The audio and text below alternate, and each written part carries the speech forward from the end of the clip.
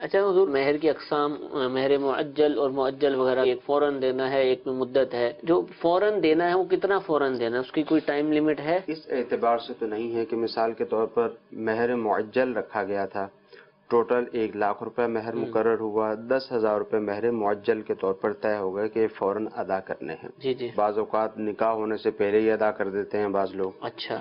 جب نکاح ہوا ہے اسی وقت شوہر ادا کر دے، جیسے ایک منہ دکھائی کی رسم ہوتی ہے اس میں شوہر ادا کر دے.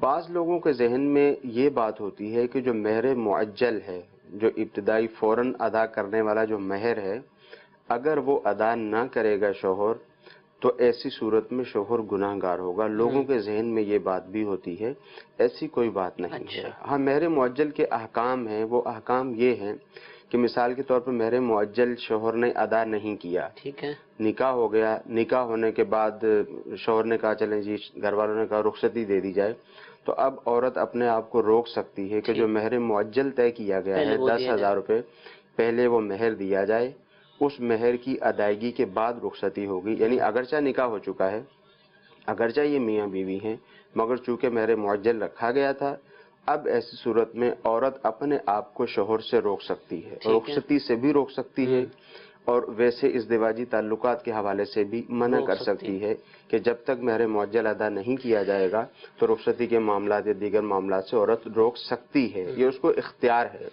اب اگر وہ اس بات کو اختیار نہیں کرتی، یعنی مہر معجل رکھا گیا 10,000 روپے، شوہر نے ادا نہیں کیا، عورت نے مانگا نہیں، سال گزر گیا، 2 سال گزر گئے، 10 سال گزر گئے، تو اب ایسا نہیں ہے کہ میاں بیوی گناہ گار ہوں گے.